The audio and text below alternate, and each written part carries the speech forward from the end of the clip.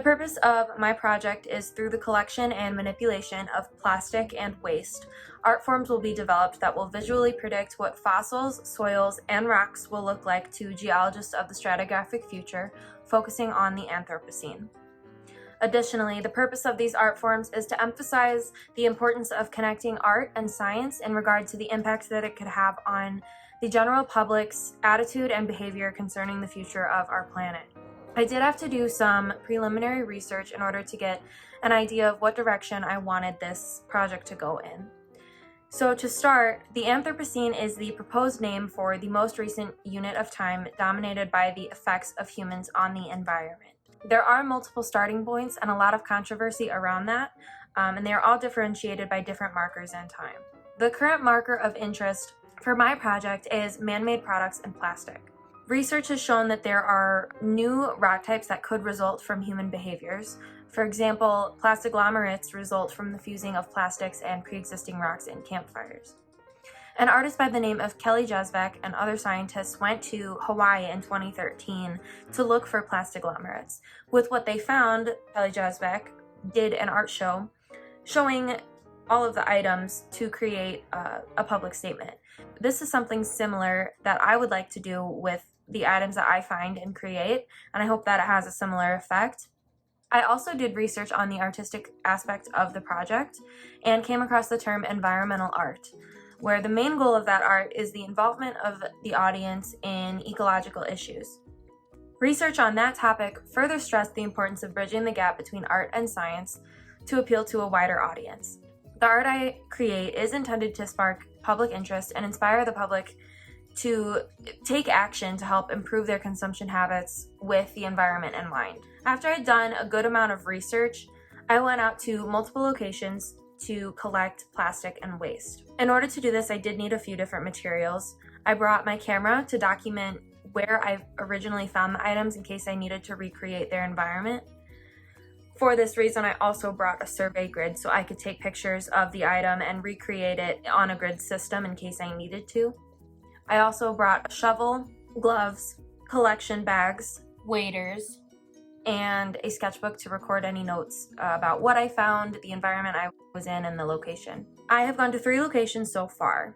The first location I went to was Kravith Lake in Whitewater. An interesting thing about this lake in particular is that it's currently being dredged, so the water levels are being drawn down in order to control invasive species. So this allowed for a majority of the lake bed to be exposed.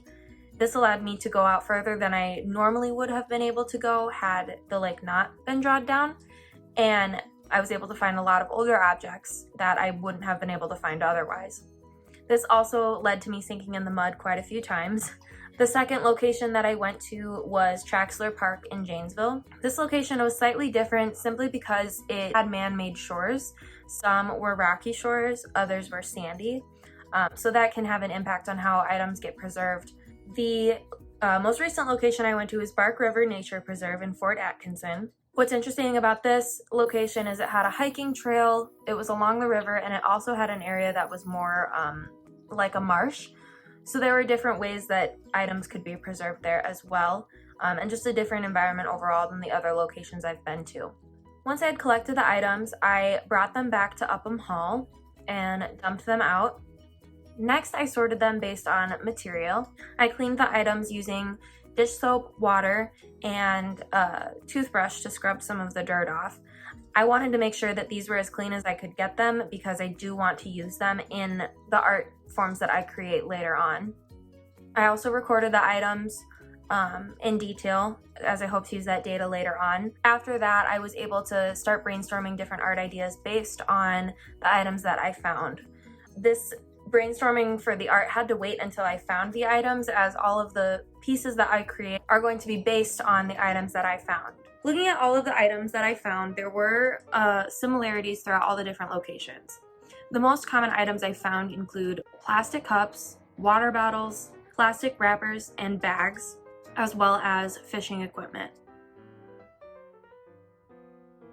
So the next steps for this project for me are going to be cleaning up at more locations. I do want to go to Madison, Lake Geneva, and Waukesha. And then after I find more items, I'm hoping that it will inspire different ideas based on the different items that I hope to collect. The remainder of the summer is going to be focusing on drawings and sculptures that I plan to finalize to have for the undergraduate research day in the fall. As for the impact of this project on me, I knew that it was going to have a big impact just because I am so passionate about the environment and the earth, but I don't think I realized how eye-opening that this would be. I already knew that plastic consumption and disposal was an issue, but seeing how old some of these items are showed that it's been an issue for a while and it hasn't been addressed in the way that it needs to be.